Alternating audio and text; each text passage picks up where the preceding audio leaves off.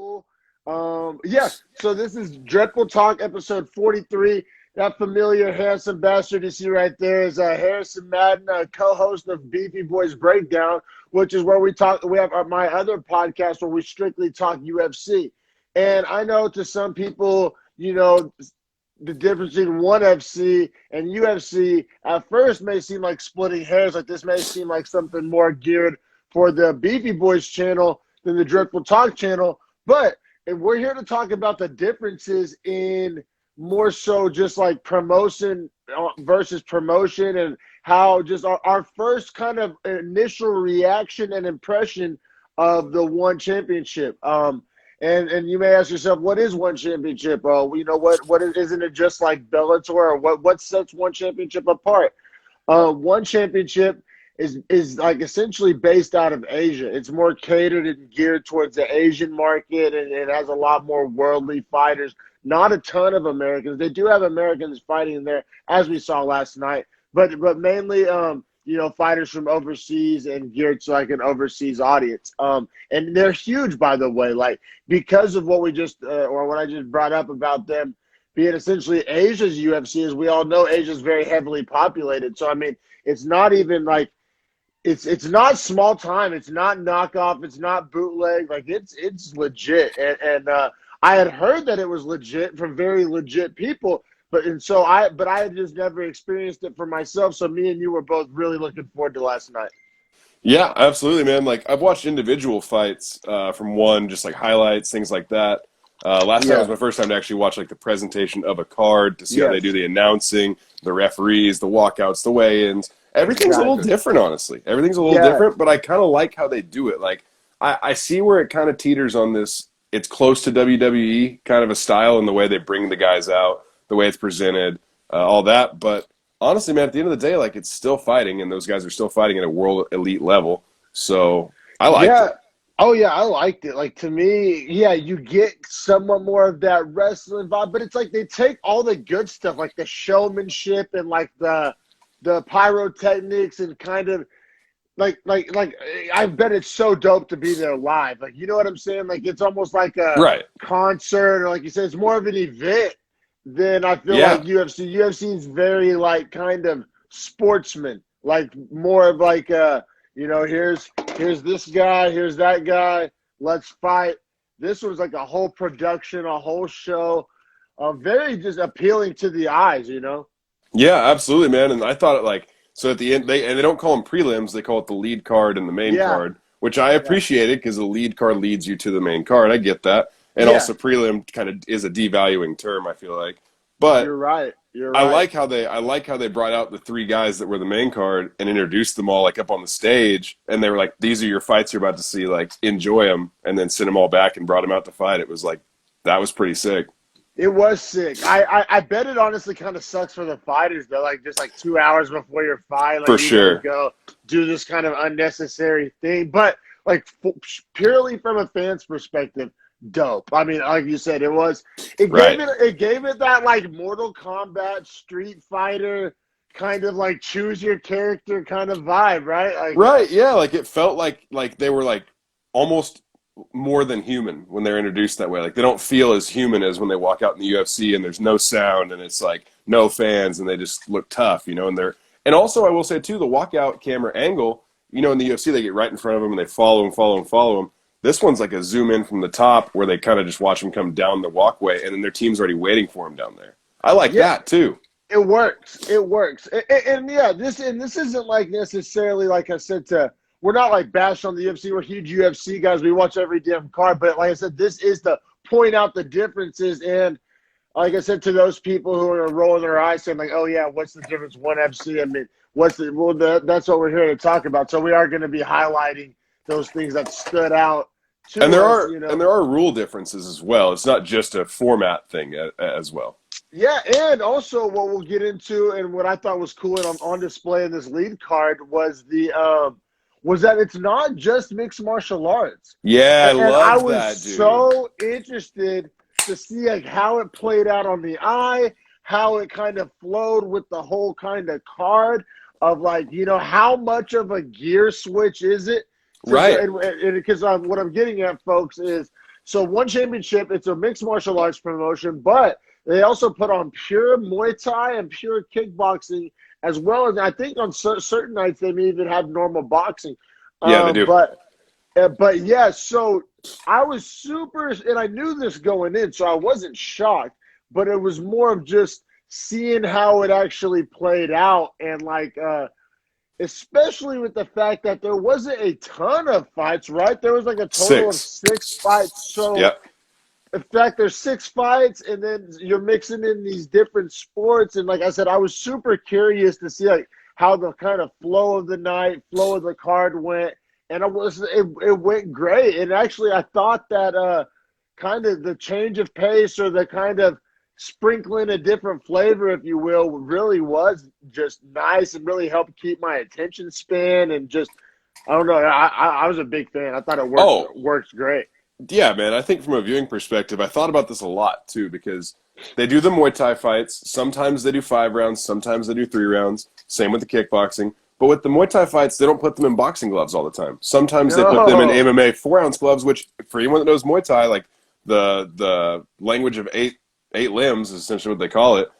I mean, to have 4-ounce gloves in Muay Thai is just insane. And that was why that was essentially the main event fight last night. And honestly, it deserved it. It did. It did. I was pretty shocked that they did that. Like me too. It like blew my mind to have your one flyweight championship belt not be your last fight. Well, and I mean, and maybe I'm wrong. Maybe this is just my like Western kind of Eurocentric worldview. Is that I mean, I going into last night, I would have considered Demetrius Johnson to be the biggest name on the card. He was. Like, they were selling it like he was. Maybe they were just selling it like that to us. Like, how, do you know, like how? Good point. They'll make like a different commercial for like the UK Harry Potter release and the American Harry Potter release, or I guess more relevant to this example is like the Asian, like the Transformers when it drops in Asia is slightly different than the one that drops here. So maybe they just did it for like American Western viewers. And over there, maybe they were marketing the hell out of Rod Tang, and maybe over there, Rod Tang's the bigger name, the bigger draw. Well, I think you're right, man. Because honestly, I was on the Beefy Boys Twitter last night, just tweeting all about it, and someone like Sean Sheehan, someone from like MMA Fighting, noted that in one of their tweets and said, "So Asia loves Rod Tang, and the rest of the world wants to see Demetrius tonight." It was a tweet like that, where it was essentially like him acknowledging the fact of, in fact, Rod Tang is the biggest draw.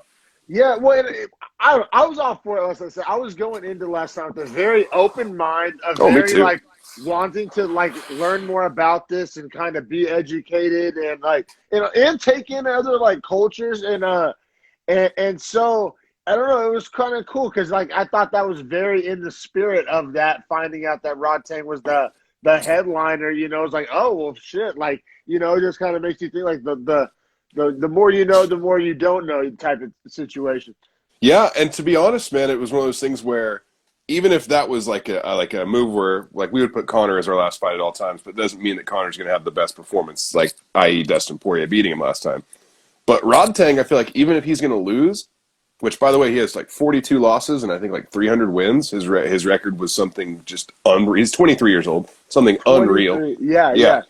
But they've probably been doing that shit. He's probably been doing that. I bet he's been 17. Fighting every weekend. I bet younger than that, man. Like I mean, that's probably his pro career. But I bet amateur. I bet he's been doing that shit every weekend since he was like 8. But like, dude, he did not disappoint. And now, granted, it wasn't even for his belt in Muay Thai last night. It was just like a fight because it was a late-minute replacement. But damn, did he not disappoint, dude. He was fucking awesome to watch. Awesome. Oh yeah, it was great. It was awesome. The whole thing was awesome. I said just visually, and then like also what I want to get at. I know we're talking a lot about it visually and theatrics and this and that. But it didn't take away one drop of competitiveness. Like the will to win for all involved was, I thought, really evident. Like I don't really feel like there was a whole lot of slow starting or patty caking or I mean it was very, like I said, for all the fluff and frills and quite literally bells and whistles, I it didn't take away from like essentially the violence of the occasion of the evening. No, not at all. The competitiveness, the violence, the willingness to engage was at a very high level. Now, I think some important things that we should talk about as well that are like kind of presentation, but also just have to do with the actual scoring itself is not by rounds, which me and you will roll out hills to die on when guys lose fights based on scoring round by round by round. And we talk about how guys like Frankie Edgar made a career out of knowing how to win out rounds and be like ahead in points. So it was shocking for me to find out that MMA fights are just judged on the whole.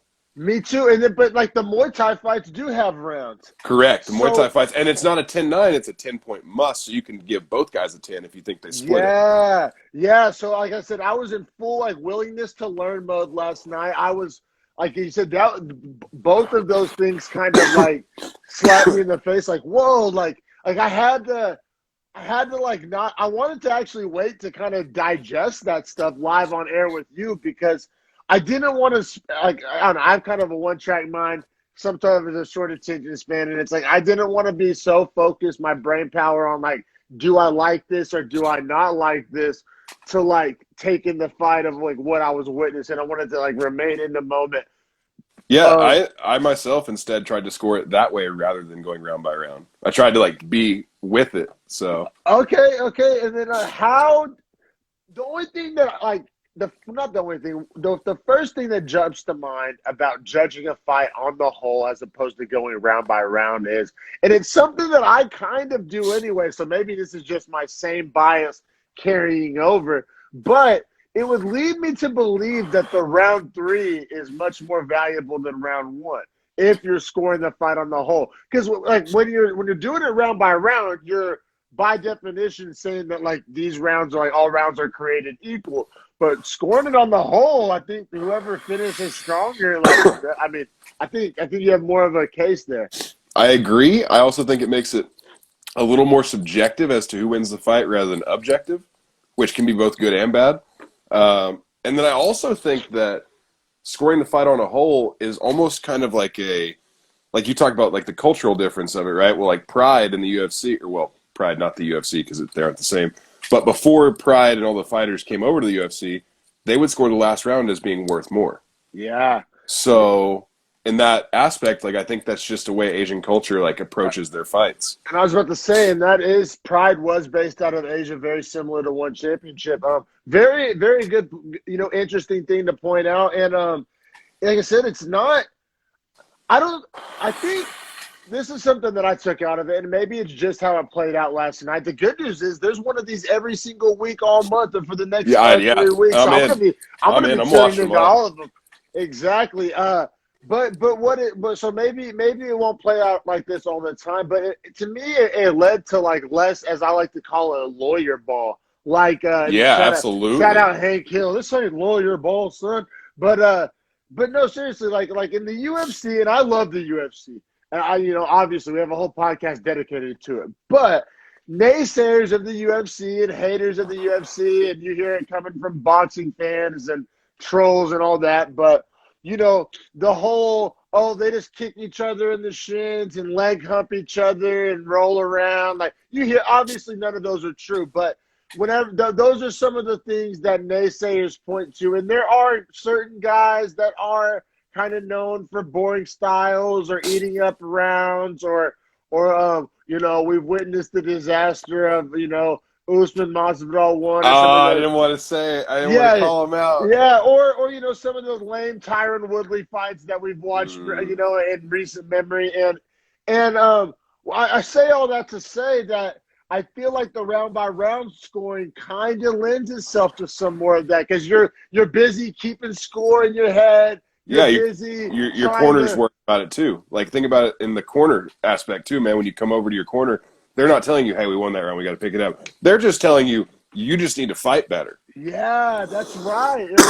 So knee-jerk reaction, because that's literally like the whole point of this episode is to have a knee-jerk reaction to last night. Knee-jerk reaction is that I think it makes it more competitive and less like in football or really any sport. They'll tell you, like, don't think, do. Like, Right. you know what I'm saying? And I think Right. the UFC round by round scoring lends itself to a tad bit more thinking, a tad bit more lawyer ball, a tad bit more point fighting. You know what I'm saying? I think Yeah. the way one does it creates a more kind of competitive architecture. It's more of a fight. You know what I mean? Because a fight is like, I mean, it is a cumulative battle, right? Because we always talk about, like, if guys get in the fight on the street, essentially the guy that's on top at the end that's taken less damage, perceivably less damage, Yeah, is the winner. essentially. Yep. Now, I Yep. will say that's a big change as far as like the fighter's mentality in the ring. Now, another big change that we also, and this one is shocking to me, is the UFC has a trademark on the octagon, right? So Yeah. other people, other fight organizations can't have a legitimate octagon unless it's UFC trademarked or they're an affiliate league. So Yeah. with that being said, one is in an actual circle, a ring.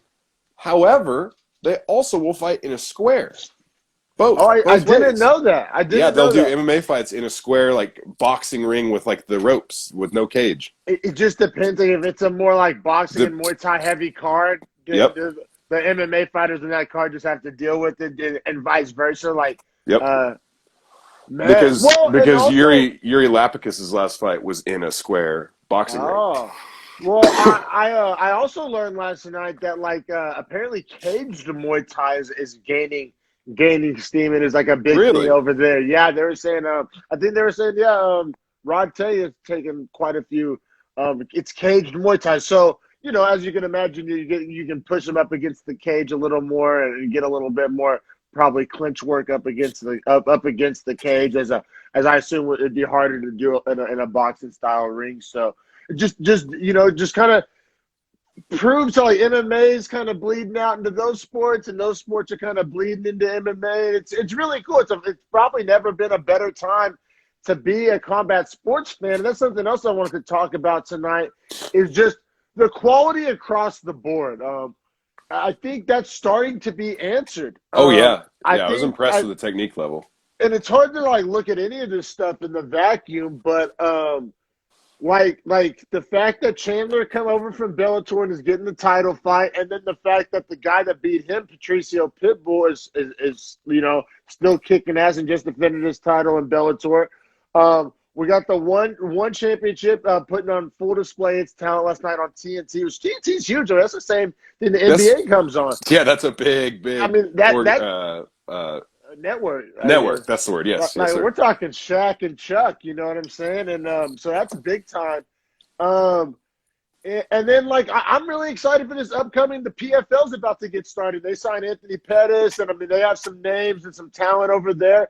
I mean, it's like I said, it's we've also talked about it on Beefy Boys. How there's, in my opinion, unless you're getting paid for this, there's not enough time in the day to really be an expert and up to like gear 10 on all like balls deep in all these different promotions. But I am going to try to be a slightly more aware and take in what I can take in and just really enjoy it as opposed to trying to like, you know, claim to be an expert on it, you know? Yeah, absolutely, man. And I think like the different rules and formats are like kind of fun variations to watch too. And honestly, the more I think about it, the more I really like the kickboxing and Muay Thai being filtered in with the MMA because like the 3-minute rounds versus the 5-minute rounds are a nice little switch up, and the activity level of MMA and kickboxing is so much higher. Oh man! All right. I want Muay to Thai talk. and kickboxing. I But want. yeah, I want to take a dab real quick. So feel free, just you know, you can filibuster. You can toke that beautiful blunt if you're watching at home. You can load up a nice bowl. I got to get right because there's a lot to get into, and I'm having a lot of fun. And I had a lot of fun last night. That's something that I noticed that like. And like I said, the change of pace, the difference in presentation, the other sports being mixed in. I love the UFC, but it's the same thing. So like I love the NFL. Like football is my number one favorite sport.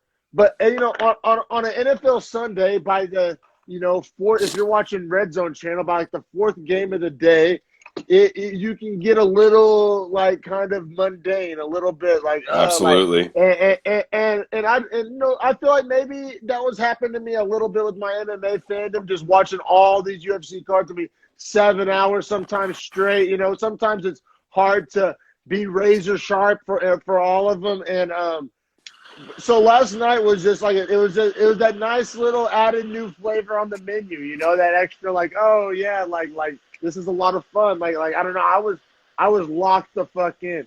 So major differences I noticed as well as far as like promotional ownership.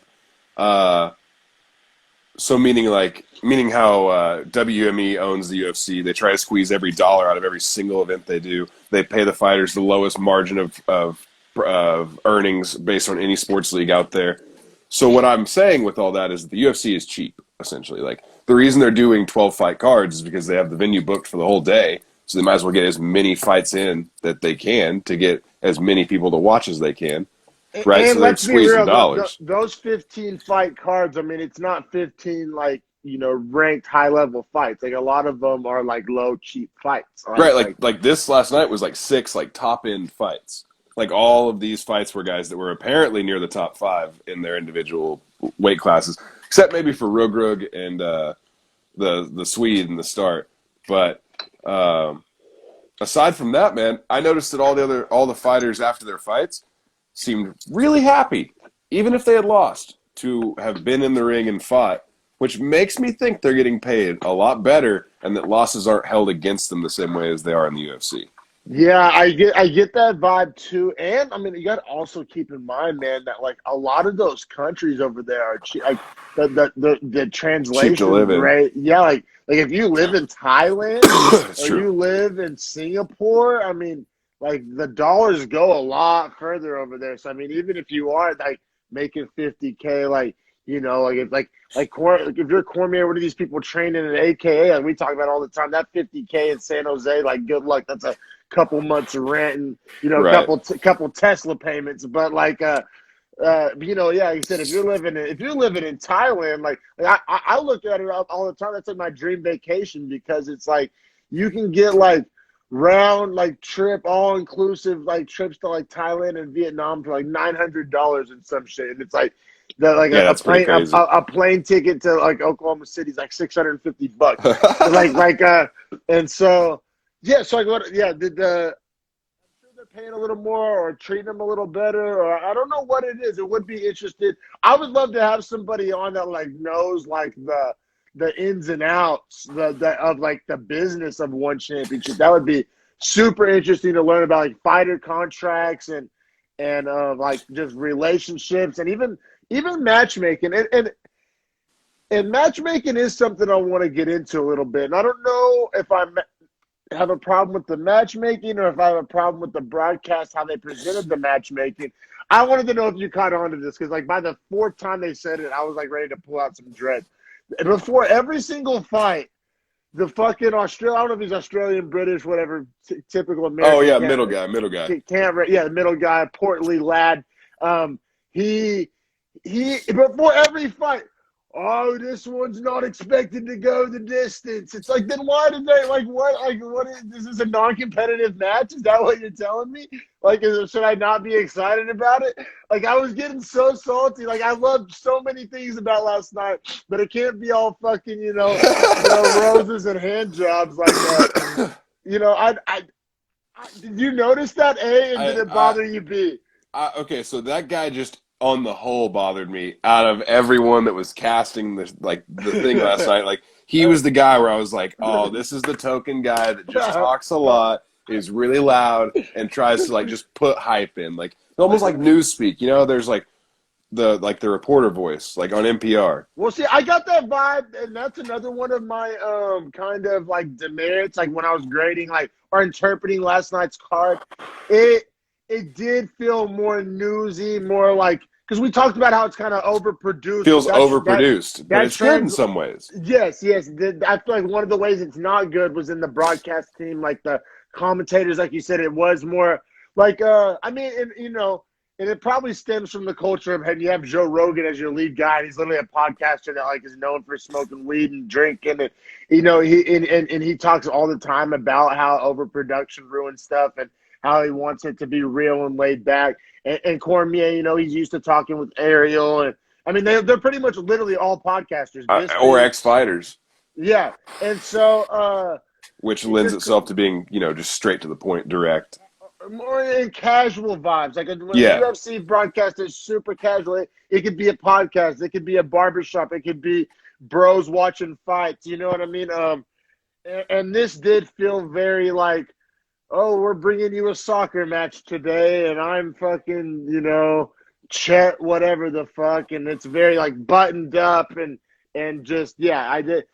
That part did feel a little bit overproduced and kind of, I guess, dare I say, corny, but not the worst thing in the world. But it was one of the more noticeable differences. Like, I literally remember thinking last night, like, the only thing I'm missing about the UFC right now is the broadcast team. Me too. I remember like distinctively, like, damn, like if I just had like Anik and Rogan, or really like even Felder, DC or Felder, like DC or Felder would have just brought so much to it. Especially like I want to see like DC's reaction to like the kind of video game intros, like oh man, like how cool that is. Like DC loves WWE. Like him and Ariel talk about it on their podcast how much he loves it. So I'm sure DC loves the way One Championship is presented, and if he was a fighter in One Championship, he probably would have loved it. And it seems like those guys honestly do love it. Like, if you notice, a lot of those guys after they won were just like flexing, and we're just like, yeah, we're just like super pumped. Now that could be because they don't drug test testosterone. I don't know. I'm not saying that. I am saying that those guys were pumped to win, though. Something else, man, that we will kind of get into the fights, not super deep, but there's so many like the surface level things to talk about, and I'm glad we're getting to all of them. But one of the last ones I want to get to before we dive into the fights is, did you notice that like nowhere at any time was any weights mentioned, or they did height. They always had height. They only did height. So like I was trying to really, and I'm sure I could probably Google it or whatever, but I was trying to look into, because the first fight of the night, that low guy, Umar Kane versus Patrick Schmidt, it was a heavyweight bout. But just looking at them on eye test, they look smaller than UFC heavyweights, like or at least some UFC heavyweights, like definitely guys like Ngannou and Lesnar, like they weren't massive. Yeah, they weren't super massive, like NFL player huge. They were obviously big, strong guys, but they didn't look that big. So I was really, because I was expecting like, oh, how many kilograms? I was like having my conversion pulled up. Like, I was like, I really wanted to know how big these guys were. And they were, and I know, so ONE FC, and correct me if I'm wrong, they're the ones that do the hydration tests, right? Correct. And they're anti-weight cutting, which is another reason why I wanted to know how big these guys were. But that makes me think, bro, there has to be like a spectrum. Like if you weigh between this and this, you're good. Because I don't know. Flyweight for them is 135, I know, not 125. If that makes sense. So they just all their weight class, like welterweight's 180. So they do have to make that weight, but I found it so weird they had nowhere listed the guy's weight. Like I was expecting them to like list it because everything was in the metric system. It did give me vibes of like, because I sometimes watch rugby. I think rugby's a fantastic sport, an underrated sport, a very entertaining sport to watch, and one of the few sports that actually does translate through the TV. I think rugby on TV is dope.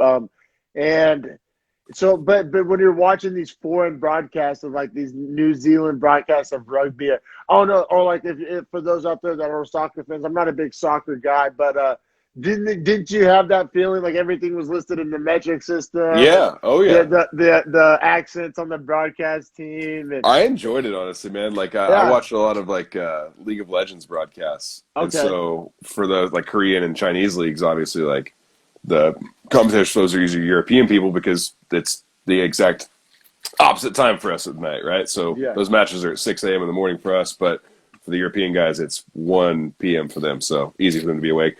So I like that. I'm used to that. Like you said with soccer, same thing. Yeah. I kind of appreciate and enjoy it, and it always reminds me that like it is a foreign broadcast.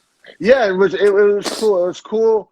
It was cool being a part of it, and it was super cool having it on TNT because like usually you don't get to have your cake and eat it too. Like usually if you're watching these foreign leagues, you're up at 3 a.m. on a laptop, like on some website or it's usually not on like a major channel like TNT. Like it was very easy to find out. Another huge complaint. I guess it's because I live on the West Coast. The goddamn they did it so stupid. So like it started at 10 p.m. East Coast, which is 7 p.m.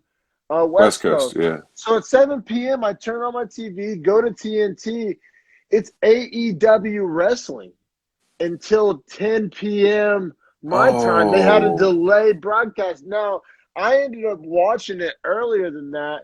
Just I had like the TNT app on my phone, and how I know it's West Coast because you can choose East or West, and on East the fights were on like at 7. Oh, that's so salty.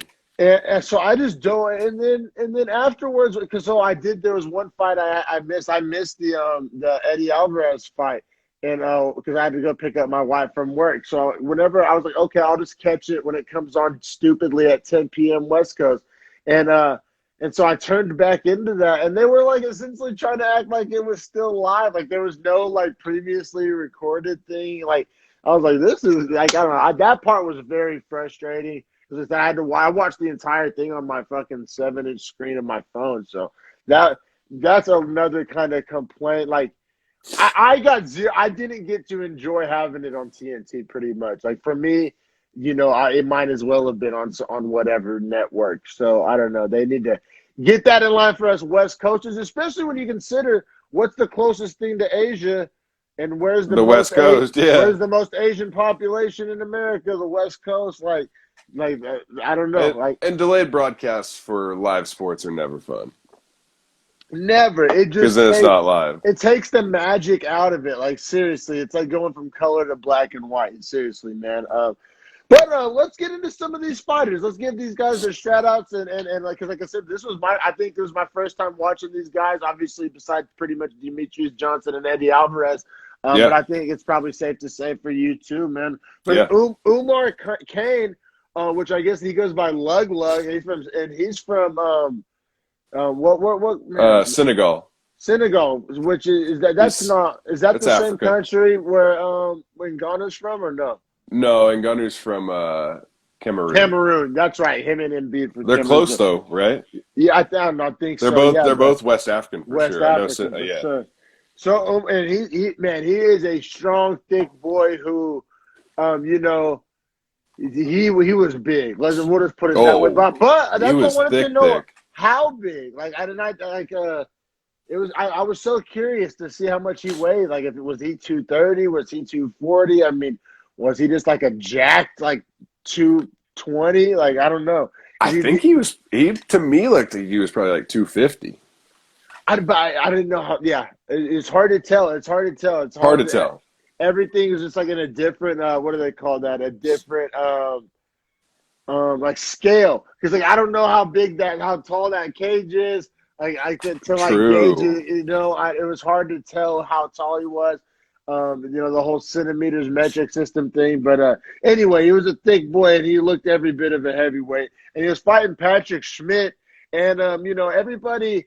See, in this first fight of the night where he walked out, no one expects this one to go the distance. And I'm like, well. You're like, well, it's two heavyweights. Like, okay, that makes sense. Exactly. And I was like, okay, I think I know who he's I think I know who I think he's talking about. Yeah, like, is the money on Rug or what? Yeah, exactly. exactly. Like I've never seen either of these guys before, but I'm pretty sure. Just visually, I was like, I think he's gonna win. I think he's the favorite. Like, I think he was like minus 800 or something like that. yeah, minus like 720, and also his hoodies were sick, dude. Air Umar, yeah, with like the Puma kind of font, like him throwing someone, but it looks like the Puma leaping. I was like, oh, these are fire. They were fire merch, lug for real. Yeah, no, hearing the fan last night, he was dope, and he fought exactly how you would like want a big muscle bound guy to fight. He just walked forward like just like a tank, just like throwing bombs. Throwing bombs for sure. And like I don't know, like I said, it's hard to. I don't know anything about Patrick Schmidt, but it seemed to me like he was a little bit outmatched, but he was also very tough. Like I mean, he was game. He wasn't scared in there, but. Also, I love they were like doing like sound effects in the like yeah, arena. I know it. It reminded me of like 2K when you have like the sound effects like turned up. Dude, and like at like 1 minute remaining, the announcer always come over the mic like for the whole arena and be like 1 minute remaining, and it's like what the fuck? It's cool. Like very video game-ish, very video game vibes. Like the presentation is like it's all larger than life. Is like the way it's presented. Yeah, which like we could keep talking about. It's great in some aspects, and some things it's like, man, if you could just tone it down here and here. But I like the presentation overall. Like literally, like visually, I had no problem. The in-arena effects, I had no problem. The walkouts are fun. Walkouts so fun. Literally, just the broadcast team, and I'm sure it's just like a bias thing. Like we love our guys, right? Like that, we love those Anik and Rogan and DC. For the most part, we love those guys. So I think they're like the staple of it. You know, it's like if and when Joe Rogan retires, because like he will obviously, so it's more of a when, not an if. Yeah, it's gonna be sad. Same with Felder, same with DC, because those guys are just guys that are so good at what they do, and we're so used to hearing them now at this point. Yeah, but then we'll get the new generation. Like we're gonna have fucking Sean O'Malley one day, dude. Oh my god, that'd be crazy. But yeah, man. So I mean, Lug Umar Kane, man. He got the TKO victory, so that was a lot of fun starting the night off with a knockout. Like I said, I questioned the matchmaking. I want to say that may have been a last minute replacement, and with COVID, you know, that's always understandable, and we got to kind of just roll with the punches there. But I said I don't know, or was it a kind of a cheap, gimmicky thing of like, oh, let's give these Americans a knockout straight off the bat? It's like they scheduled their biggest power puncher against like a, lamb to the wolf slaughter. I don't know. I guess we'll find out more as the month goes on because we'll keep seeing these Wednesday cards and see if they like front load them or how they do it. Yeah, exactly. Yeah. but next was our first kickboxing match of the night, which I was super excited about. They said just to see how that switched up the pace, how that looked on the eye, how it hit me, it hit me. I was smiling ear to ear. So one of the biggest differences, there's two main differences. Well, I mean, I guess three if you want to be super Captain Obvious about it. Number one, Captain Obvious, no takedowns. It's striking only. It's a kickboxing match. Number two, they're wearing like boxing gloves, so like no exposed fingers, no grabbing. And then three, which is probably the most important, 3-minute rounds, and in this case, 3-minute rounds. Right. Yeah. And so, like I said, I pretty much knew those things going in, but I didn't know how it was gonna really affect it until the bullets started flying. And goddamn did it, because there's no threat of the takedown. And when we're doing Beefy Boys Breakdown, we talk about it all the time. If you're a UFC fan, you've heard Daniel Cormier talk about it 9,000 times. It's not so much the takedowns in the wrestling as much as the threat of the takedown and how it sets up your striking in MMA. Right. Now, in kickboxing, and later we'll get to in Muay Thai as well, there's just literally no threat of it. Like, you literally just don't even have to bring it into your, like, realm of consideration. It's not a technique that is allowed. And so, as a result, they are just letting it fucking fly.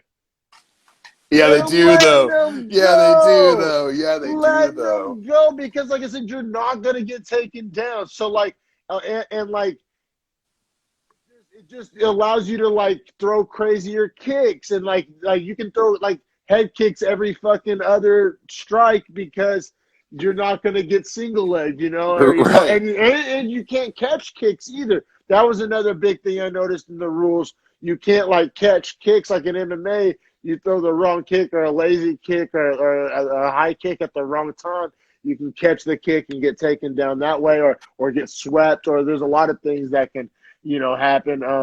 Or you can get Kasangane, Joaquin Buckley. But so no catching no catching the kicks, which just, like I said, it led to a ferocious pace, and the big gloves led to like a willingness to exchange. Obviously, it takes heart and two guys willing to trade, but I couldn't help but notice guys were definitely willing to give one and take one with those bigger, I think, what were they, 16-ounce gloves or 12-ounce gloves? 12, I think 12. And so they were much bigger than traditional MMA gloves and just a little more, I guess, forgiving.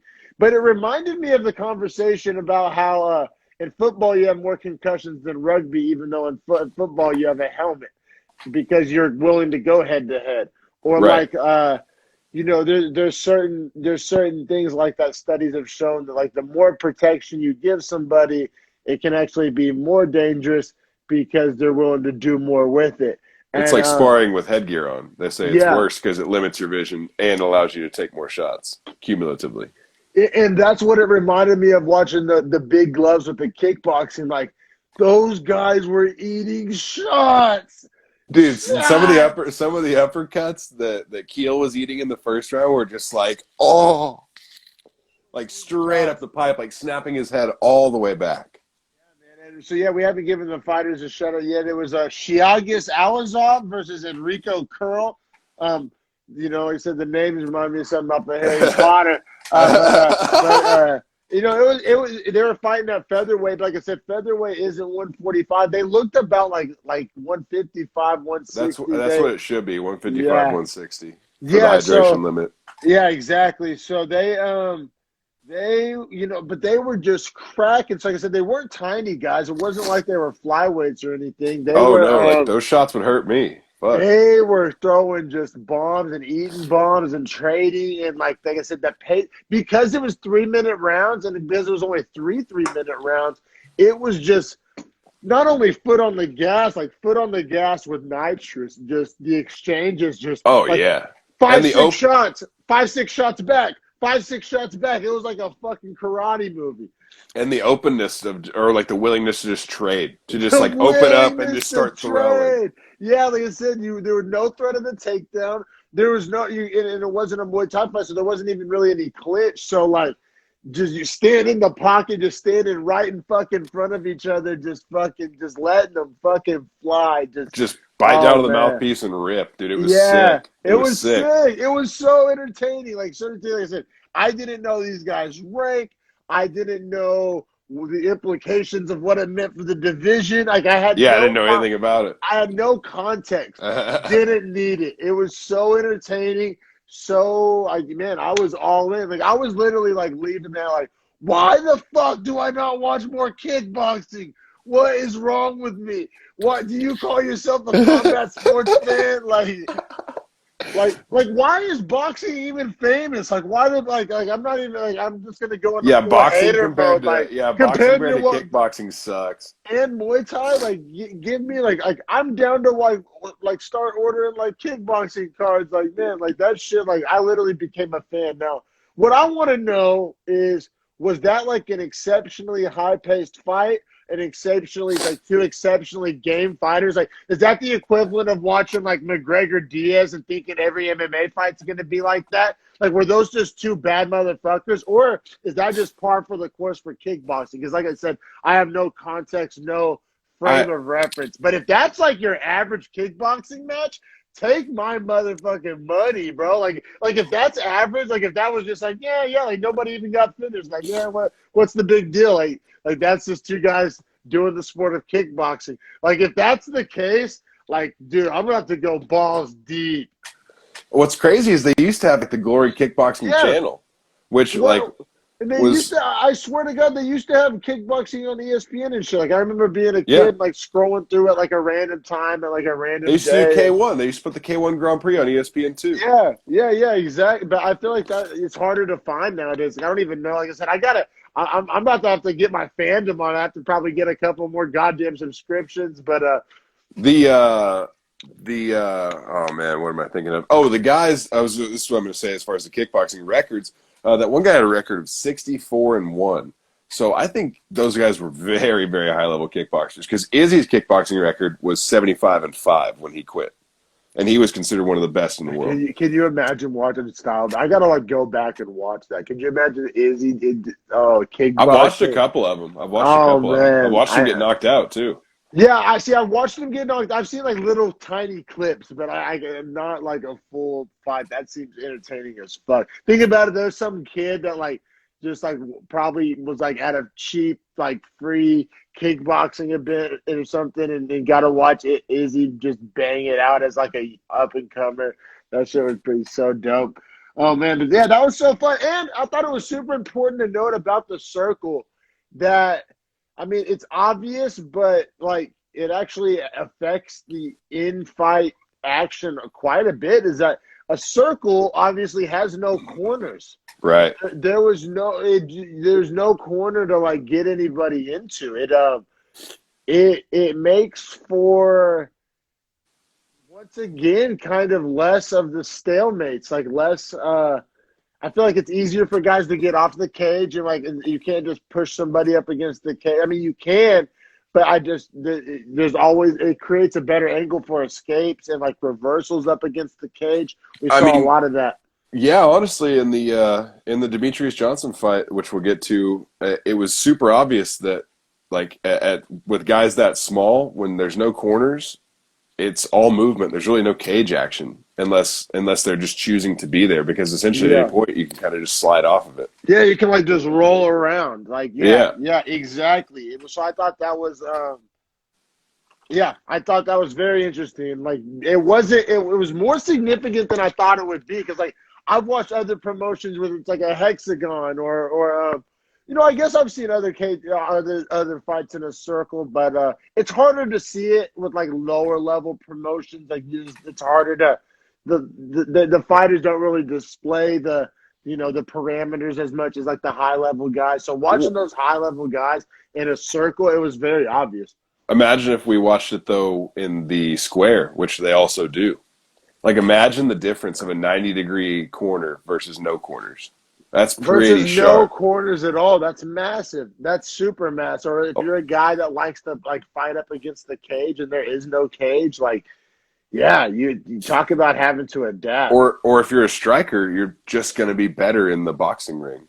That just makes sense. That's like if you're like a super like fast football team and they have like turf or super short grass versus like you go play a road game against some country school and they got 4-inch thick grass to like, and they're a little bit of a slower team. And, like that stuff, it happens in other sports. Or like in baseball is a great example.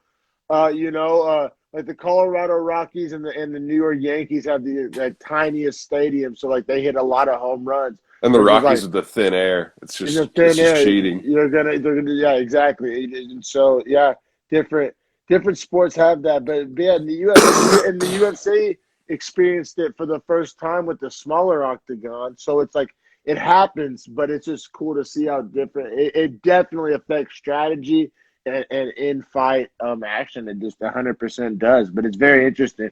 We got to watch some Dagestani Smash last night. He trains out of Eagles MMA too. He trains with Khabib and those guys. Exactly. Shit. I was like, damn, this is like giving me everything I want, really, low key. I was like, this is leaving no stone unturned, because, like I said, and this was immediately following a kickboxing fight. So it's like, I just had to watch that banger of a kickboxing match with dudes just trading at an insane pace.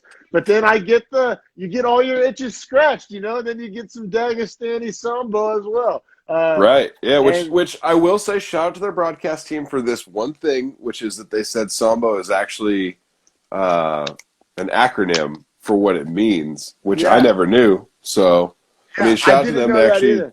That was a cool fact to learn. Taught me something. Yeah, like I said, I was watching last night with the full intent of learning and like seeing something different.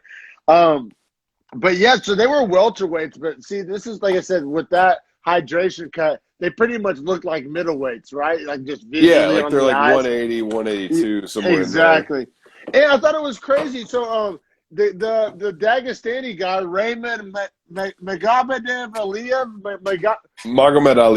Aliyev, was he was former Russian military, which is terrifying.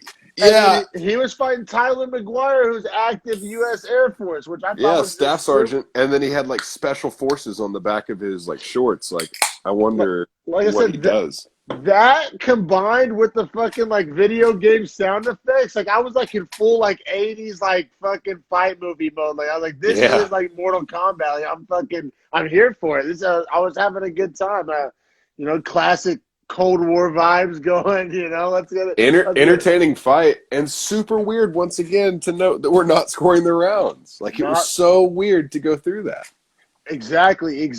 I'm just gonna call him Raymond because that last name is kicking my ass. Raymond, the Dagestani fella, man, he was fucking good. I mean, a shock, surprise.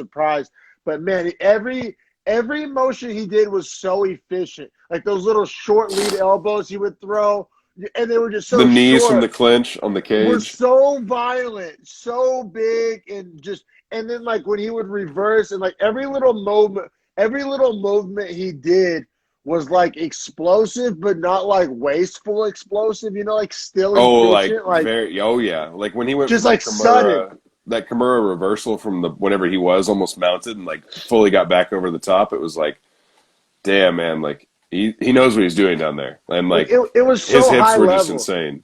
It was so high level. Like you can't watch that guy and be like, oh yeah, I'm watching a lesser promotion right now. Like that shit he was doing would work essentially against anybody. I mean, I think in the UFC he'd be really good. Exactly, I really do. Like that shit was fucking impressive. Like it jumped off the screen to me.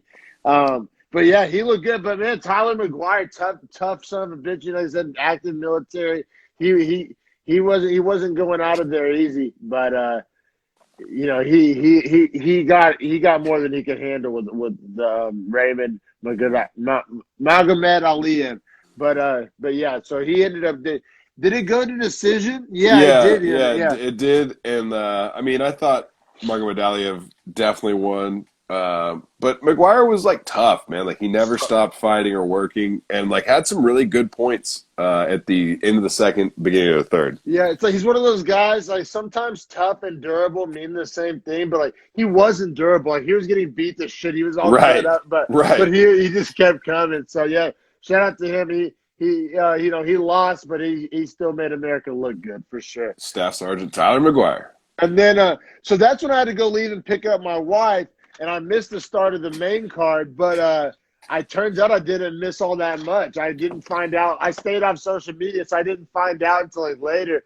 That's why I texted you. I was like, I had one fight I got to go back and watch, but. God damn it! Was this Eddie Alvarez's one championship debut? No. So in his debut, he lost to Timothy Mastiukin, who's number 3 in that division. And then he had a fight 2 years ago, or like a year and a half ago, against someone else in which he got a come-from-behind victory and submitted him in the 3rd round. And so now he's fighting against Yuri Lapkus to pretty much try and get a title shot after this. Really? Okay. So kind of like a super shitty result too, because I thought Eddie Alvarez looked great in the start. He did. Yeah, he did. He came out looking good. He was essentially in full control of the fight. I thought was looking really good. Had the fight where he wanted it. I guess let's just cut to the chase. He ends up getting disqualified for blows to the back of the head. Now, there's a lot of, I guess, debate and, I guess, controversy of was it to the back of the head? Was it to the side of the head? Was it to the ear? One thing that I really, really, really liked was the clear definition that one championship gives us. They said that if the punch is touching the ear, you're good. If that punch is not touching the ear, you're not good. Sorry, my hands on any part of the ear, then it's considered not the back of the head, which I agree with. Like, if you can touch the ear with your fist when you're hitting someone, it's probably not the back of their head. Now, unfortunately for Eddie Alvarez, what we get into is like 2 or 3 of those shots might have caught the back of the head. Yeah. Well, and another huge factor was Lepicus was turning his head away, which we've purposefully. Seen this, and we've seen that in the UFC. Was it Dos Santos knockout or Junior Dos Santos. Yeah, that's correct. When he turned his head away and caught the elbow. Yes, and they ended up in the UFC ended up ruling that was good. That was okay because Dos Santos was turning his head. Correct. Correct. Yeah, they said it was like a transition move. Like you weren't. They were saying like turning your head isn't a defense. Like that's just you avoiding the fight. So that was the whole controversy, and both sides are essentially right. Like, did Eddie Alvarez hit him in the head behind the ear? Yes, I think he did. But was it the other guy's fault for turning his head? And is that like illegal defense? Like, that's. Should that be an illegal defense to turn your head? And so I definitely think Eddie Alvarez kind of got the short end of the stick, but I'm not going to debate and say he didn't hit him in the back of the head. One of those tricky things. But it was disappointing. Because like I said, I wanted to see Eddie Alvarez do good. One of the few Americans on the card. Like I wanted to see him represent, and he was looking. Like I said, by all accounts, he was looking really good. But I gotta say, like my main thing that I was saying whenever, I don't know if there was like a disconnection or whatever, but one of the main things I was saying is I really loved the clear black and white definition they gave us. Like unlike the NFL with like the definition of a catch, like they gave a clear like line of like ear, no ear. They make it very easy, and it just goes to show you can have a perfectly written rule, very black and white, and there's still going to be some room for debate in some gray areas. So now, apparently, I don't know if this, because at first I thought this guy was just selling it super hard, right? I thought he was just acting like he couldn't continue, so he gets the DQ win. But then I realized it's too early in the fight to get a win that way because you haven't scored anything at all. And then, furthermore, he got stretchered out after, apparently. Yeah, he was, because after. I said back to the head or not, he got knocked the fuck out afterwards. And those were some gnarly hammer fist. Right. And so now the only thing I'll push back on, because I've been pretty, Team Alvarez up to this point. The ref warned him. The ref warned him, watch the back of the head. And Eddie Alvarez was like arguing back, saying like, I'm not hitting him in the back of the head. And Or I think he was actually saying like he's turning his head. He was saying he's turning his head. I'm hitting the ear. And I gotta say the fact that he was warned and chose to argue back as opposed to like posturing up more or going for a submission, or there's a lot of other options he could have taken. It does make it kind of hard to feel bad for him because like right, wrong, or indifferent, the ref like gave you a chance to stop. And he told you like exactly like what the problem was. Like I don't know. He said I've been pretty Team Alvarez, but like just being objective with it, like if you get DQ'd for like the exact thing the ref tells you like you're about to get DQ'd for, like, and he gives you a chance to stop doing that action, whether you agree or disagree, really isn't up to you at that point. You know what I'm saying? Like, yeah, oh yeah. And I will say we got to see a fun promotional difference here as well, where the ref gives him a red card, which is a DQ, and I guess yellow is you lose a point. Yeah. So that's a fun little promotional difference. I like it. I do too. think it's a lot clearer than like the UFC having some like sketchy huddle fucking everybody's kind of looking at each other. What should we do? Asking the knocked out fighter, like, I thought it was a much more clean process between the clean rule definition and then the card situation. It all was very black and white and kind of obvious, even though there still was a little room for debate. By the way, are we going to give a shout out to Dom Lau, the guy that's there octagon announcer or ring announcer, that dude was like getting it hard. I fucked with that dude hard. I liked all of it. I did. I thought he did a great job. I did. Because it's one of those things where it's like kind of the who can get closest to Bruce Buffer contest, but right. But that dude did a good job. He did a good job. He did a really good job. Now let's get to, I guess, the saddest part of the night, but it was, I guess, also the most fun part of the night because you got to be objective. Demetrius Mighty Mouse Johnson, and they were selling him as the GOAT, and I mean, there's a heavy argument for the pound for pound GOAT for Demetrius Johnson. He's the only reason the UFC even still has a flyweight division. Essentially, like he essentially brought it back from the brink there, and actually, was one. He was also one of the first small guys to kind of prove, because for the longest time it said the small guys will never be a star, never be a star. Nobody really cares if you're that small. It's not fun to watch. There's all these kind of like common things you would hear to kind of hate on the flyweights and the bantamweights and things of that nature. And Demetrius Johnson kind of was like one of the, first guys in the UFC to shut that down, like I said, and keep the division alive. And he was, major star power, a long list of accomplishments, goes over to one championship. And, he's taken on, I guess, their current flyweight champion, Adriano Moraes, who was a plus 540 underdog, even though he was the champion. And then Demetrius Johnson at a good number, which you got to think that number's inflated probably for they knew probably more American bettors than usual were going to be yeah. Yeah. But needless to say, he is a legend, and but it's not often you see the champ defending his belt as a plus 540 underdog. That was pretty interesting. That jumped off the screen to me. That was pretty. Yeah. Well, and Demetrius Johnson is the winner of the flyweight Grand Prix over there. So everyone fought in a Grand Prix essentially to see who the number one flyweight was, and he won it, and that's why he's fighting Moraes. But it's also like everyone, I guess, thought from the way he had beaten the guys that he had fought that were common opponents, they were like, oh, he should also beat Moraes. But honestly, Adriano Moraes looked really good in there, man. He was really fast. Like I thought that was a good challenge. And he's huge. He's so long. He's so long. He's like Figueiredo.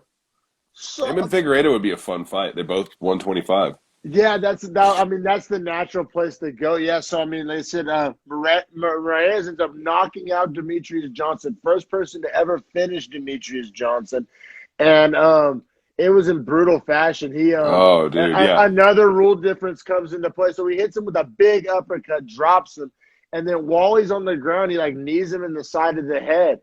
And that is not legal in the UFC, but it's totally, you're not allowed to kick a downed opponent in the head in one, from my understanding. Correct. But the knee, ground to ground knee is in bounds in one championship, but would not be in the UFC. Aljamain Sterling was on Twitter being pretty vocal about that. He hated to see that happen to him, and that he likes the UFC rules better for that exact reason. Well, it's funny because DJ had just come out this week leading up and said that he wished the UFC had one rules because he was like knees from the ground. Like he was like, that's part of fighting. He was like, I don't understand why the UFC doesn't allow those. And so it was funny to see that, like, because he thought that Peter Yan should have won. That's essentially what they asked him. So it's funny to see Aljo come out and say like, that sucks. I see. I didn't know the context there, so there was a little politics going on there. That's funny. Yeah. But I don't know where I stand on it. You know what? It wasn't that violent as it sounds. Like, I mean, Demetrius Johnson was fine afterwards. So, I mean, we've seen it's like that knee's illegal, but Francis Ngannou's hammer fist was on an unconscious Stipe. That's way more damaging. Like if you're talking like a danger, like morality, like if that's your reason for it being illegal, I don't really think it has that much like legs to stand on. That's essentially what the UFC is trying to stand it on. How do you feel about it? What's your thoughts on it, bro? I like the knees to ground opponents. Honestly, I think that's just a part of a fight. I think it's like you should have to be down too. Like if you're down and Yeah, I don't he's want to see down. you jump in for a flying knee from the top. Like, Jesus. Yeah. Yeah, exactly. Like that starts to turn into like thug beatdown, you know what I'm saying? But I think Murder ball. ground to ground, like yeah, like they have like surface to air missiles, like ground to ground knees, ground to ground knees. I'm down with. Honestly, like I said, I know people didn't want to see it happen to DJ, but DJ himself not only signed up for it, agreed to those unified rules, and also like advocated for it. So, Yeah, like literally was like promoting them this week. So so yeah, no, I'm on board with it. And like I said, Mariah's was so much longer. That's immediately what Demetrius said after the fight. He said he was totally able to give interviews after the fight. He's okay. He was saying that like because of his length, it like he had to take gambles to get inside, which is the case. Like whenever if a right. shorter fighter fights a longer fighter, you got to like take risks to get inside. And then so he got caught and man, Mariah's is so long, and of course, so that's the natural question that comes to mind. So he beat the flyweight GOAT. How does he look against Figueiredo in a hypothetical cross promotional match? First off, I don't know if he could make 125. Like they would have to use one's weight cutting rules. You know what I'm saying? Right. But Which, that actually helps Figueiredo right. because That's what I was going to Figueiredo's say. super struggle. So Figueiredo would come in there looking like a goddamn bodybuilder.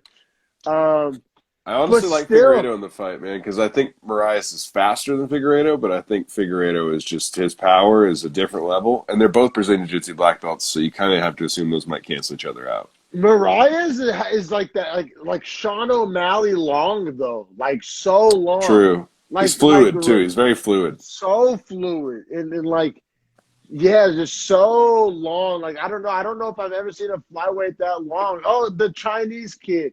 But Oh, like Sumodaji? he's not as good, but he has that similar long build. Right. Like but that's what it reminded me of, that super long flyweight. So that'd be a crazy matchup.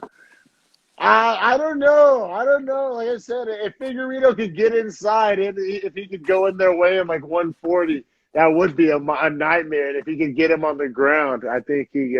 But Marias is Brazilian too, right? So like Right, yeah. the two baddest flyweights in the world are Brazilian right now. I mean, it sounds like Brazil's got some of the baddest small men on the planet. Definitely. So, and then we'll keep it pushing though, because that was a lot of fun. I mean, it wasn't fun seeing DJ get finished, but I mean, it was interesting, and once again, like, is proving the gap between the other promotions in the UFC may not be as big as I know. I won't speak for you as I may have thought it was, because like I said, between Michael Chandler's success and then Patricio's success over Michael Chandler, and then Mariah's a success over Johnson. You know what I'm saying? Like it's starting Oh, to yeah. paint a picture of whether or not there was ever a big gap or whether or not that gap is shrinking. Like it's hard to tell how much of that is perception versus reality and how much of that is marketing and how much of that is us living here in America so we don't see that much one. You know what I mean? And I'll just admit I'm not the biggest Bellator guy. So it's hard to tell for me to like if that gap was big and is shrinking, or if it never was that big and it was just like perception. You know, what are your thoughts on that? I think it used to be as big as we think, and I think now it's as close as we think. And the reason I say it like that is because when you think about guys like Khabib and DC, guys that train at these big, well-known gyms that have guys in multiple fighting organizations. Yeah. I mean, why would it be Khabib and his dad's goal for him to be the UFC champion over all the other leagues? Or why would DC be out there saying that the best fighters on the planet fight in the UFC? I think those guys probably know, you know what I mean? So I think it's one of those things that where, yeah, like if one was to put a 15 fights on a card like the UFC does, those lower end fights would be worse than the UFC's lower end fights. Like the UFC has depth. But if we're talking like top 2, top 3 from each division, then I think the gap is pretty close, especially with guys like Khabib retiring and we'll see what the situation of John Jones is.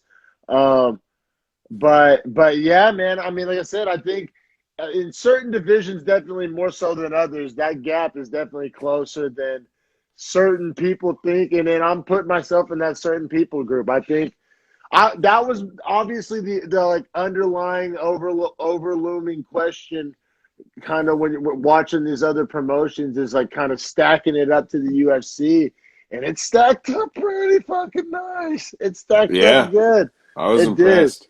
All right, and then let's get to the main event. So also, I was confused because the DJ fight finished and it was only like 7:30. Yeah, or something like like that. It was still 7:39, early. 7:39, 7:40. And I was confused because, like I said, up until this point, I thought that was the main event. And I was like, so is there another fight? Did somebody get COVID? And what's going on here? Was there time miscommunication type of situation? I mean, I thought it was over. And then no, it turns out that we still had the Rod Tang versus Daniel Williams Muay Thai catchweight fight. And so both of these guys were Muay Thai champions. Rod Tang is the one championship Muay Thai champion. Then Williams was a champion in some other promotion, some Muay Thai promotion. And they were getting together for a three-minute round Muay Thai catchweight fight. And what a war. What a war. And for those wondering what's the difference between Muay Thai and kickboxing, Muay Thai – essentially, in Muay Thai, there's knees and elbows. In kickboxing, no knees and elbows. In this particular Muay Thai fight, they were wearing 4-ounce MMA gloves. So you got the loose fingers. Like I said earlier, in the kickboxing, they're wearing like traditional boxing gloves with no exposed fingers. And I think they were 12 ounces. So that's some of the major differences. And correct me if I'm wrong, in Muay Thai, you can grab the back of the head, right? Like yes, you can clinch like the neck and up.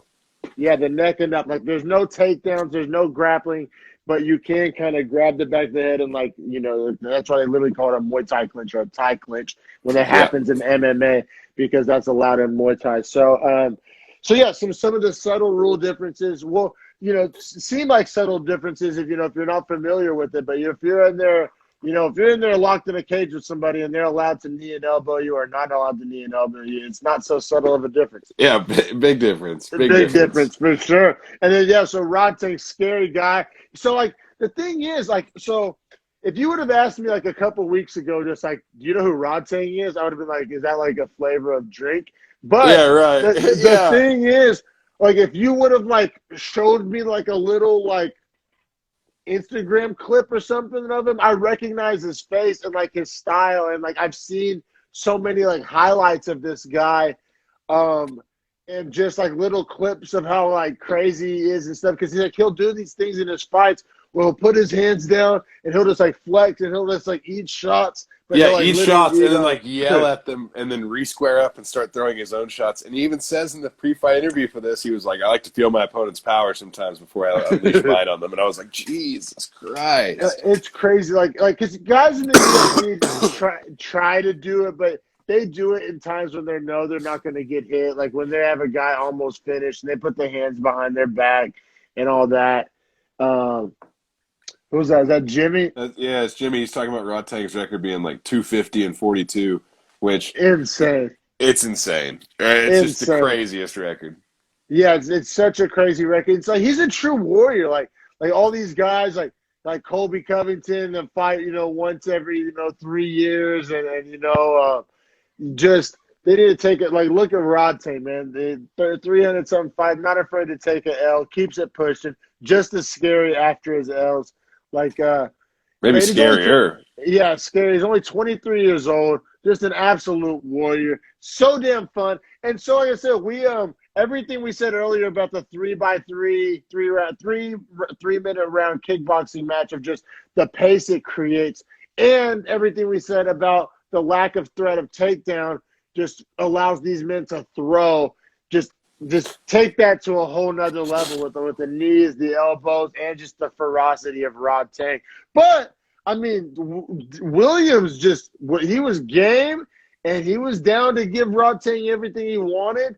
And, I mean, it takes two to tango, and he was a perfect dance partner for this. Yeah, on.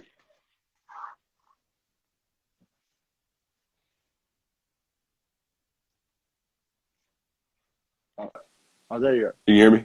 There you go. Yeah, yeah, yeah. Uh, he was really pretty dominant in the first round, but like you could tell that uh, Daniel's last name was Williams. Is that correct? Yeah, Daniel Williams. Yeah, yeah, Mini T. I like that nickname as Yeah, well. that's like yeah, me too.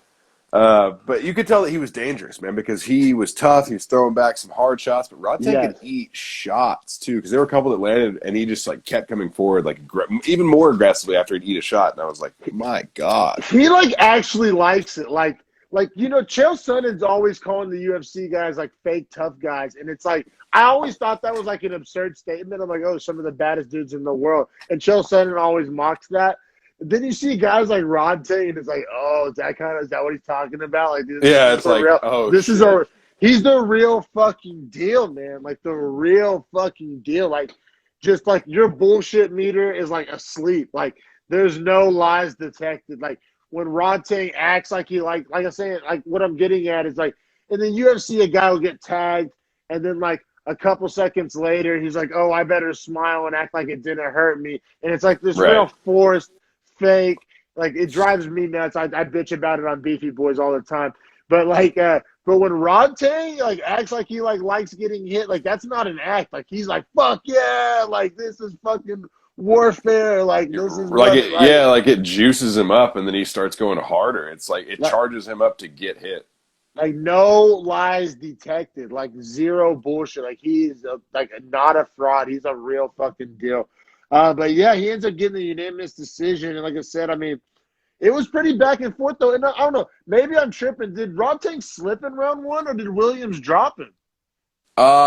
He was saying it was a slip. Williams kind of caught him. I thought it was like a 50-50. I think they awarded a slip rather than a knockdown. They did, because I was like, am I the only one that's acting like because I thought it was a knockdown, and then in round two, when Williams got knocked down, they were like, oh, first knockdown of the fight. I mean, what? Like, I'm not tripping, but I guess they marked it as a slip. But, man, no quitting Williams. He was down to bang with one of the scariest motherfuckers in the world. And also in Muay Thai, I thought was super interesting. There was a moment where they kind of took a little break, and I didn't really understand what was happening. To get the blood off something. Yeah. Rodtang actually called a break to get the blood wiped off of him, get his opponent's blood wiped off of him, it's not really, I guess, a competitive thing because like, you're not really grappling, right? Or I guess he just thought it was gross and wanted that guy's blood off of him, or I don't know, just a respect I don't know thing, if that's like a Muay Thai like tradition thing, like when you get covered in someone's blood, they wipe it off of you. I don't know how that works, but exactly. I thought that was very interesting because it was my first time ever watching like a sanctioned Muay Thai fight. So I was like, is this like a common thing? Is it just like something Rodtang prefers? Is it just like a sneaky little way to catch your wind a little bit? Dude, no, I will say he started putting the work in on Mini T in the second round, and it was just like I felt like piecing him up. That's when he dropped him and then had him rocked, literally dancing on the cage for 90 seconds. But shout out to Daniel Williams for being tough, coming back. And honestly, looking really good in the third round. Like you could tell that by the end of the fight, Rodtang was like super impressed with how good Daniel Williams was. Yeah, afterwards they both like bowed to each other too, like, very traditional. And I thought it was cool. You see those little like things dangling off the back of Rodtang's arms. It's like traditional Muay Thai. Like it goes back like I think hundreds or if not thousands of years. It's a very like part of their culture. I thought that was cool that they allow them to wear those. I think that's very awesome. That was really cool. Rodtang, so after it was done, they were like, what's next for you? You know, you're already, the one Muay Thai champion. You just beat this other champion. What's next? They were trying to, like, get him to commit to an MMA fight. They kept, like, bringing it up. Yeah, they wanted him to. He ended up saying, though, he wanted to go after the kickboxing championship for one. So fight once. So it's cool. It's like not a cross promotional because it's the same promotion, but cross sport, same cross disciplinary. Yeah, I mean that's like got to be the wet dream for whoever the Dana White of one is. That's like best case scenario, right? Because they get it. It's like cross promotional, but they get all the chips. Ideally, like there could and they would call that person the one champion. I assume that if they could across all divisions hold a belt, like, and how sick of a fighter would you be if you could do that? Oh yeah, no, that's what I'm saying. That's so interesting. That's so badass. Like I said, it's the possibilities there are dope. What does that say? Uh, in Thailand, the mothers would tear their threads from their clothes and then wear them around Oh or tie them yeah, around their son's arms for before battles or war. that's That's what that's right. That's about. right. Yeah, thanks, Jimmy. Thanks for that comment. That was actually helpful. I forgot that. Yeah, it's part of ancient tradition. That's really cool that they like I said because in the UFC they wouldn't allow that. Like they're like, yeah, ancient tradition. I don't give a fuck that shit's not sanctioned. Take it off. But Yeah, that's sick. They just asked where the armbands come from. But oh yeah. so what were your overall thoughts on one championship as promotion, fight league? Like, I think we both obviously agree, like, we're going to be back next week to Oh watch. yeah. As far as like yeah, that I'm hooked. Like it was so entertaining. Especially like I said, I was jonesing. There was no UFC card this week. So we'll see how I feel in like 3 weeks when I've done like UFC one, like two cards a week back to back. Like we'll see if like by week 4 if I'm just over it or if I'm still hooked or maybe by then do I like it more than the UFC? We'll see where this kind of journey goes. But on night one, my initial one experience, super stoked on it. Like I said, one of my big questions that got answered was like the level of competition. Like, how is it? Now, I'm really gonna be interested in moving forward is like the matchmaking. Like, did they keep just like I don't know because we ended up getting some bangers. And the Demetrius Johnson fight, that was great matchmaking. But like I said, that before every fight, oh, this one might not go the difference. Like, is that matchmaking and like the gigantic spread, the gigantic money lines? Like, is that typical of a one card? Like, do they kind of set one guy up for success? Like, that's something I'm interested to see because I won't like that. The UFC does a great job of like putting their best fighters against each other and giving us great matchups. So I'll be interested to see if that kind of like how that compares to the UFC, or if they keep just doing these big money line like favorable matchups. Even though we did see an upset in those, that was still like a plus 600. Um, and but visually, because that's what I kept hearing, like Brendan Shaw, other people talked about like how visually appealing one championship was, and just the whole production. Could not agree more. That was fucking sick. The walkouts, like I'm here for all that. Just like because the thing is, in my opinion, and maybe other people would disagree, it didn't come across as forced or corny. It was No. just cool. It was just cool. They Yeah. did it cool. Like and very like on brand for like the whole because like like the Asian like people Americans go to Tokyo and they're amazed by like the technology and the just the visual appealing of everything. And I thought that was kind of like on display in that production. I said I did now as far as I did miss like the UFC like commentators. Like I said, I wasn't as big of a fan of those guys, and it's hard for me to tell if it was just their style or if I just am so biased towards the we love the UFC guys. So it's hard for me to like really knock it. Just for me personally, I do prefer the UFC broadcast team. Um, and I absolutely loved having the different sports mixed in. Like I said, I Yeah. wasn't aware of how that was gonna like flow with the card, but sign me up for more of that. Yeah, honestly, I'd be down for the UFC to open up like a kickboxing division or a Muay Thai division. Like, I don't see why not. But you know what I think is more likely to happen first is like the more of the grappling, like the Chael Sonnen submission underground. I could see them putting that, and more for like just business relationship reasons. I could see them putting that on a card long before I could see them putting like a Muay Thai match on a card. Now, Gordon Ryan's coming to MMA. That's going to be real interesting. And Gordon, is he's the grappler? he's the guy from John Donaher's team that he weighs like roughly, I mean, now he's swole as shit, but like when he did this, he was like 165 pounds, but he won the absolute weight Brazilian Jiu-Jitsu tournament. So no weight Oh limit. He beat wow! everyone 165. Oh wow! Yeah. Oh, So like, that's he's a sick. monster. And he signed to the UFC? Yeah, he's going to start Oh, training oh MMA, he said, no. and go to the UFC. Oh, that's dope. That's dope. Hey, I'm looking forward to that. See how that plays out. But yeah, man.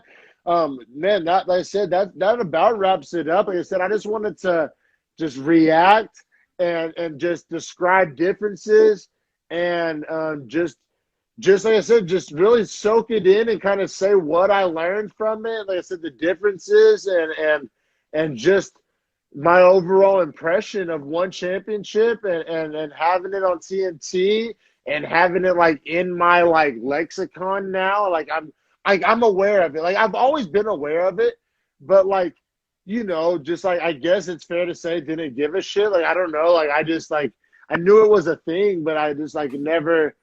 Like, I don't know. Like, I know the English Premier League's a thing, but I never watch it. You know what I'm saying? I know NASCAR is a thing, but I never watch it.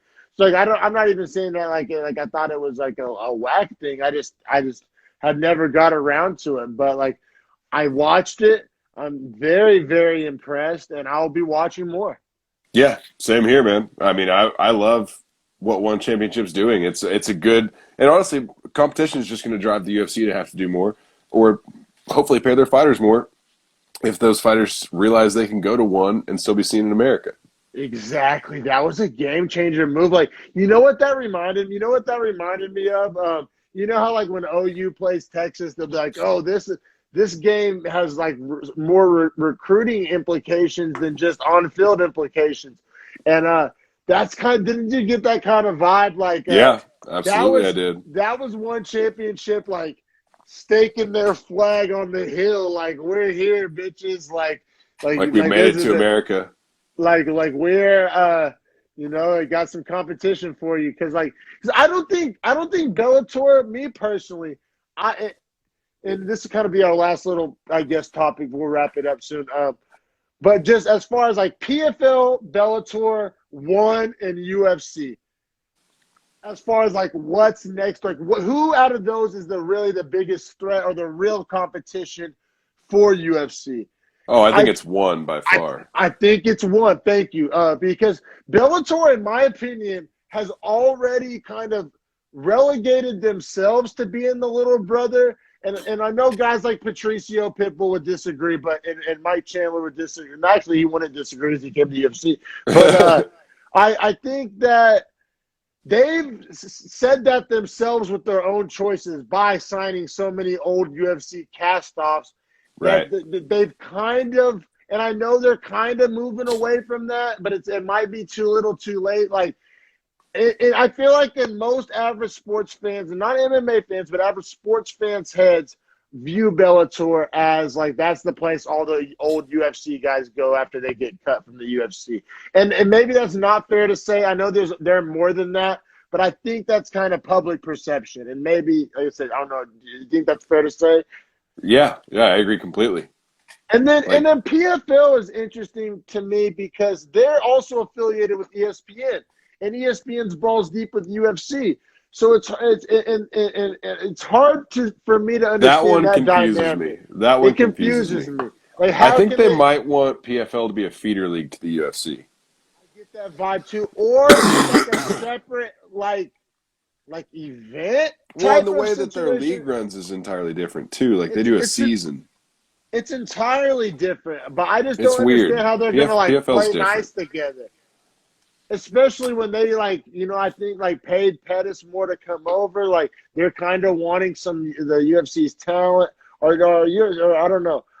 It's very interesting. Like I said, them being both so affiliated with ESPN confuses me because Bellator, I thought their move, like being affiliated with Showtime business-wise, was a very smart move for them. Like I personally don't have Showtime. Like I'm not a Showtime guy, but there are Showtime's already known for their boxing. So like that was smart. Like there's a like blueprint, like a game plan there. And like I said, the PFL and ESPN and the UFC like love triangle. Like I said, it'll be super interesting to see how that plays out. But I do think it kind of limits PFL because I don't think there's ever a scenario where ESPN is going to prioritize PFL over UFC. No, I mean, how could they? It just wouldn't make marketing sense, you know. If it comes nut cutting time one against the other, they're going to choose UFC. So that to me kind of keeps them from truly competing with the UFC as well. Now, ONE, between the Asian market and between the TNT deal, makes it like a real ass competitor, in my opinion. Like a real like a real heavyweight competitor, like a big boy, as far as arms race goes, I mean, if the arms race is eyeballs, do they have the bigger gun? You know what I'm saying? Like that Asian market is no joke. Yeah, I know. I just think for one, they just have to prove to America that the skill sets are comparable. And then Yeah. essentially that's all it's going to take. But it's going to take us seeing them do some amazing stuff because the UFC puts on just the craziest time of, like you were saying, the UFC always makes the fights that need to be made. And that's to their credit. So we'll see moving forward if one does that as well. And that'll give us a lot more like knowledge as far as to like how this card was last night and how they operate as far as an organization at a competitive standard.